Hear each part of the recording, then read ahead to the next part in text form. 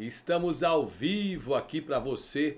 Hoje nós vamos transmitir uma verdade poderosa do céu para a sua vida. Eu quero que você que está comigo aqui seja muito tocado, muito abençoado por aquilo que o Senhor pode fazer em nós e através de nós. É hora de você dar uma aquecida nas turbinas, é hora de você olhar para cima, olhar para o céu e ver que grandes coisas o Senhor vai fazer por mim e por você. E Ele não vai deixar você órfão, Ele vai deixar você cada dia mais feliz, mais abençoado e mais próspero. Hoje você vai esperar do Senhor coisas boas, coisas boas. E eu quero pedir para você que está comigo aqui, gerar uma expectativa boa no seu coração. Porque essa é a maneira como Deus traz aos seus filhos para viver na terra. Ele não traz peso na vida dos seus filhos, mas ele traz uma boa expectativa. Mas só para aqueles que têm clareza da palavra de Deus pode viver desta forma. Se você ainda não é esse o seu caso, eu quero que você fique comigo aqui e preste atenção que eu vou trazer verdades do céu para a sua vida nessa manhã, nesse período de devocional, tá bom? Já deixa aí o seu joinha, o seu coraçãozinho, aonde você está me assistindo. E se você puder compartilhar com outras vidas, compartilha. Fala assim, ó, hoje tem alimento do bom, tem comida boa, o garçom está trazendo comida e é de graça. Poderoso isso, né? Então a raça humana, desde que o homem pecou, o que tem acontecido? Ele tem experimentado as consequências desse pecado, né? As consequências disso. Ou seja, quando o pecado entrou no mundo, entrou também a morte, entrou a depressão, entrou a miséria, o que é consequência do pecado. Só que quando a raça humana passou a viver nessa posição, uma posição de maldição veio sobre a sua vida. Todas essas circunstâncias compõem uma composição, uma posição. Por quê? Porque Deus não nos criou para isso. Deus não criou nada disso. Tudo isso é uma consequência do pecado do homem. Bom dia, Leite. Silvaneia, tudo bem? Ivanir, bom dia. Maria José. Então, é aqui que entra o evangelho, que é o fato de que nessa situação, lá em João 3,16, fala assim, ó, que Deus amou o mundo de tal maneira que deu o seu Filho unigênito para que todo aquele que nele crê não pereça, mas tenha vida eterna. O mundo aqui aponta justamente para o homem que o próprio Deus havia criado, mas criado de outra maneira, para um propósito, para outra vida, para o desfrute, para o deleite, mas que esse homem se corrompeu. Esse foi o momento que Deus amou e que, vendo nessa situação de pecado, na posição de maldição, não permitiu que continuasse a viver daquela maneira. Então o que ele faz? Ele envia o seu filho para tomar o nosso lugar. Então esse é o evangelho. Ou melhor, essa é apenas a metade do evangelho. Por quê? Você pode estar se perguntando, como assim metade do evangelho, pastor? Eu vou explicar para você, tá bom?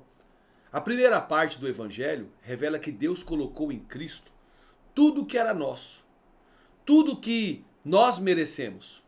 Ele colocou sobre Jesus a dor, ele colocou sobre Jesus a enfermidade, ele colocou sobre Jesus o fracasso, ele colocou sobre Jesus a miséria, ele colocou a maldição e a própria morte.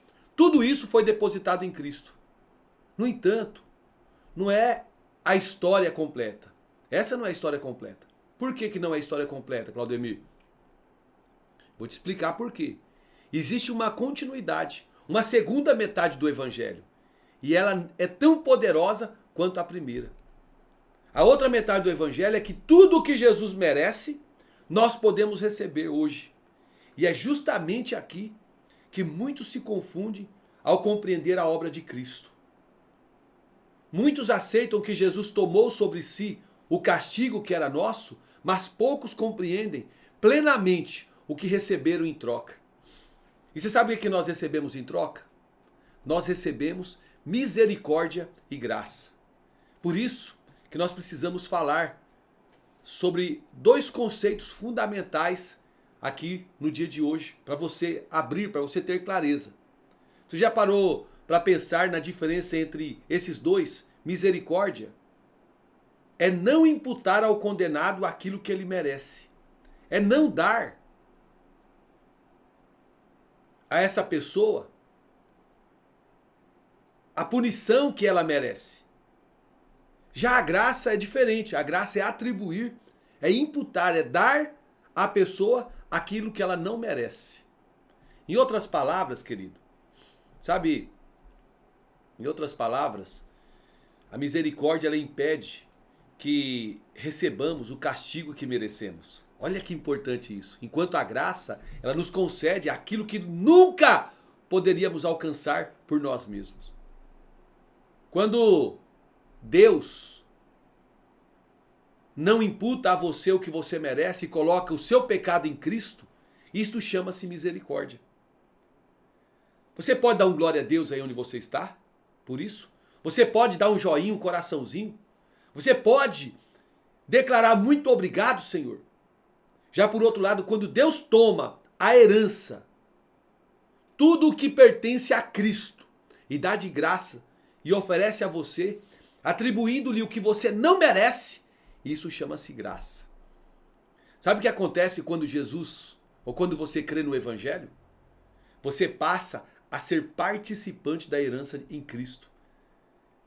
E a esperança dessa herança, a viva esperança, como a palavra descreve lá em 1 Pedro 1,3, torna-se uma constante em sua vida.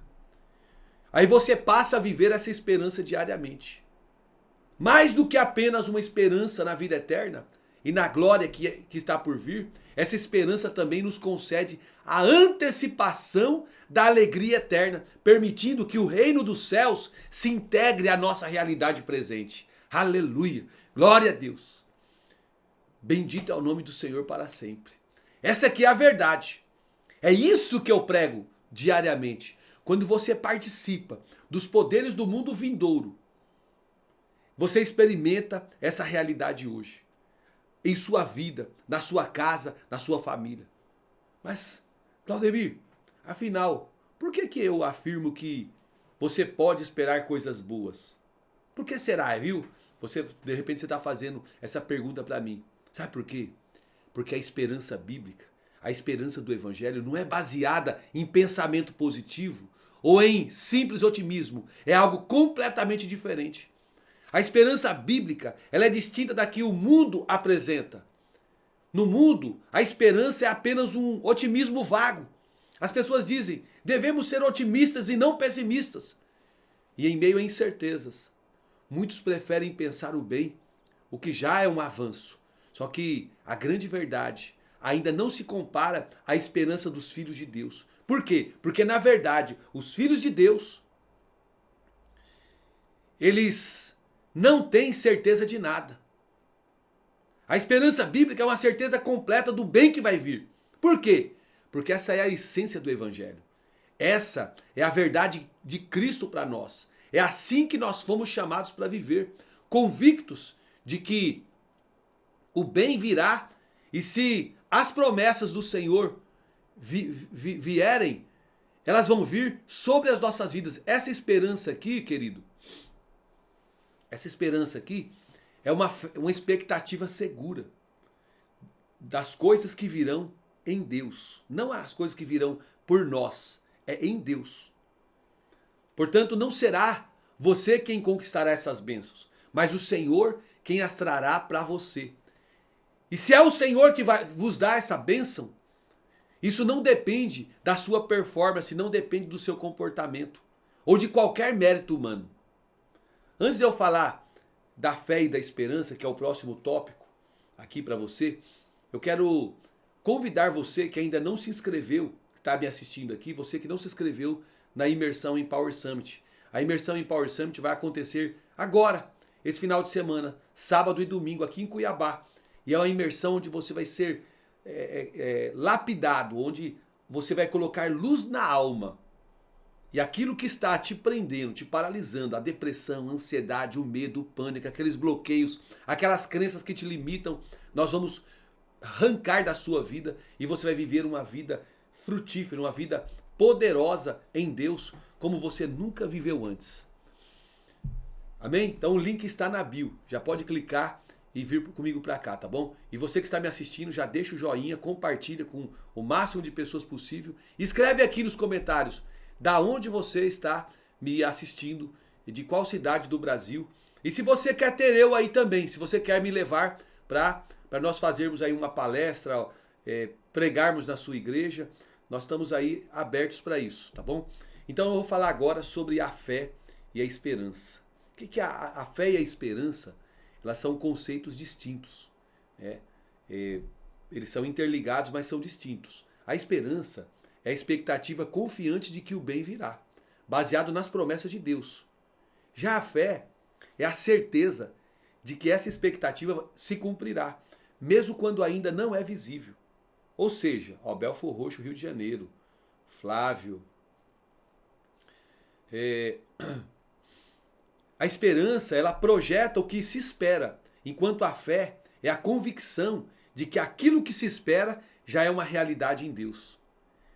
Então a fé, ela nasce da esperança, mas a esperança por si só é mais ampla. Por quê? Porque ela abrange a confiança contínua de que Deus trará o bem. Deus não vai trazer o mal para você, nunca foi essa vontade de Deus. E aí, essa esperança que Deus traz, ela sustenta a fé ao longo do caminho. Você sabe qual a distinção de fé segundo a Bíblia? Lá em Hebreus 11, a palavra do Senhor fala assim, ora, a fé é a certeza de coisas que se esperam e a convicção de fatos que se não veem. Bom, se a fé é a certeza de coisas que nós esperamos, e o que esperamos está ligado à nossa esperança, então a fé, ela se fundamenta na viva esperança sobre a qual estamos falando anteriormente. Eu repito, a fé é a convicção de que aquilo que esperamos em Deus certamente acontecerá. Por isso, a fé é a certeza que confirma a nossa esperança no Senhor. E essa certeza não se baseia em nossa performance, em nosso bom comportamento, mas nas circunstâncias, ou sequer na bondade das pessoas. Mas ela se fundamenta unicamente em Deus. Em Deus que essa fé se fundamenta. Isso mesmo. Por isso Jesus enfatizou em que nós devemos crer, direcionando a nossa fé exclusivamente a Ele. Ao dizer, lá em João capítulo 11, versículo 1, não se turbe o vosso coração. Credes em Deus, credes também em mim. Então quando você desfruta dessa nova aliança, crendo no Cordeiro de Deus, que tira o pecado do mundo, que substitui o seu lugar, que tomou a sua posição para que você pudesse tomar a dele, você passa a viver na viva esperança. E essa aqui, querido, é uma esperança que não desaponta. Porque a expectativa está em Deus, não em homens, não em circunstâncias ou coisas passageiras. A confiança está firmada em Deus. Compreender então essa verdade aqui vai levar você a viver um novo nível de desfrute e qualidade em Deus. É claro que as conquistas terrenas são agradáveis, né? E é bom quando você passa em um concurso, consegue um novo emprego, abre uma empresa e ela prospera, compra um carro novo, uma casa nova. Essas coisas são boas e merecem ser celebradas. Só que é importante lembrar que nessa terra há também desapontamentos. E precisamos estar preparados para esses desapontamentos que virão. Mas em Deus não há desapontamento. A esperança em Deus, eu queria que você fosse curtindo essa nossa live aqui e compartilhando ela, tá bom? Escreve aqui se tá bom para você. Então a esperança a Deus, ela nunca falha. ela é fundamentada na clareza da palavra, que é a verdade. E quando nós vivemos segundo essa verdade, nós vivemos bem, como diz as escrituras lá em 1 João capítulo 1, versículo 7. Se andarmos na luz, como ele está na luz, temos comunhão uns com os outros, e o sangue de Jesus, o seu Filho, nos purifica de todo o pecado. Ou seja, queridos, se nós vivemos na clareza e na verdade, nós experimentamos a purificação e a comunhão que vem de Cristo. E é exatamente assim que nós vivemos na expectativa da glória vindoura, reservada a quem é filho de Deus. Você é filho de Deus? Essa aqui é a maneira de viver com boas expectativas em Deus, tá? Eu não falo expectativa mundana, não. Então eu quero que você declare isso sobre a sua vida hoje. Eu viverei todos os dias esperando o bem de Deus. Deus tem bondade para você todos os dias. Lá no Salmo 23, verso 6, fala assim, ó: bondade e misericórdia certamente me seguirão todos os dias da minha vida e habitarei na casa do Senhor para sempre. É isso. Então, querido, eu convoco você a viver todos os dias esperando a bondade de Deus sobre a sua vida. Declare essa verdade, desfrute dela, permita que essa verdade transforme os seus dias. É muito bom nós vivermos com ânimo. Quando Jesus falou sobre as aflições do mundo, ele não mencionou apenas as dificuldades, mas também o ânimo necessário para nós enfrentarmos. E ele disse assim, ó, lá em João 16:33, no mundo tereis aflições, mas tem de bom ânimo. Então o desânimo ele vai abater a alma, ele vai roubar a qualidade do dia e tornar tudo mais pesado. Eu não estou dizendo que não teremos dias difíceis, que a vida será sempre linear. E isso é ignorância. Mas é preciso ter clareza de que a maneira de viver em Cristo é viver animado. Não por causa das circunstâncias, mas por causa da fé. Por causa de quem você é em Deus. É isso aí. Então, às vezes, as circunstâncias serão favoráveis. Outras vezes, não vai ser. Mas em ambos os casos, é no Senhor que nós encontramos forças. Então o que eu convido você? A se animar. Anime-se. Fortaleça-se no Senhor. Viva a esperança dos filhos de Deus. Eu quero concluir essa devocional que estou trazendo aqui para você hoje com Romanos 5:1. Para que ninguém pense que essas são palavras manipuladas apenas para nos animar momentaneamente, porque não são. Tá? Não devemos encarar a Bíblia dessa forma. É essencial que nós compreendamos que nossa expectativa e, consequentemente, a nossa fé está fundamentada na verdade do Evangelho, na verdade de Deus. E é exatamente isso que torna essa fé tão poderosa e viva.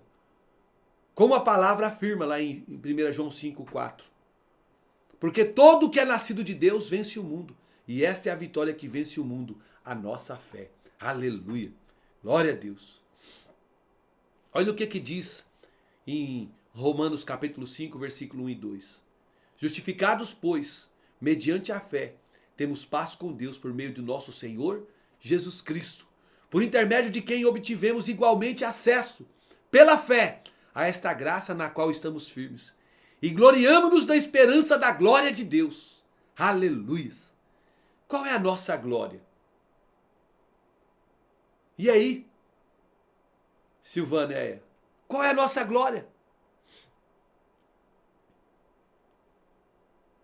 A nossa glória é ter esperança na glória de Deus. Pois é para essa glória que nós caminhamos. Ela é o nosso alvo, o destino final ao qual Deus nos conduz. O apóstolo Paulo continua em Romanos 5, versos 3 e 4. E não somente isso, mas também nos gloriamos nas próprias tribulações, sabendo que a tribulação produz perseverança, e a perseverança, experiência, e a experiência, esperança. Veja que revelação extraordinária que essa palavra traz para nós. A tribulação produz esperança, porque no dia da dificuldade, você permanece firme, você enfrenta a batalha e não desiste. Essa esperança aqui, ela ela gera experiência e a experiência fortalece a esperança. É por isso mesmo que em meio às lutas podemos declarar com fé que coisas boas virão em nossa vida nesses dias. Creia nisso e declare com convicção: eu viverei a esperança dos filhos de Deus. E isso não é pensamento positivo, mas é uma verdade fundamentada na palavra de Deus.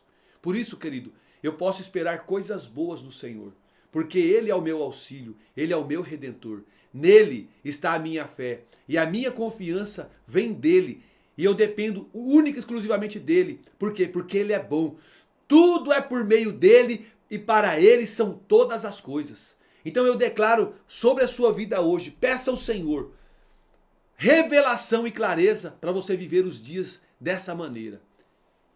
Que esta seja a sua oração. Viver cheio da esperança dos filhos de Deus.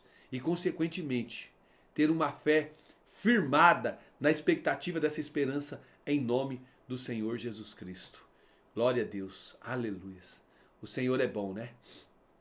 Aleluias. Não existe coisa melhor. Não existe nada melhor do que nós estarmos fundamentados na verdade de Deus. Aleluia.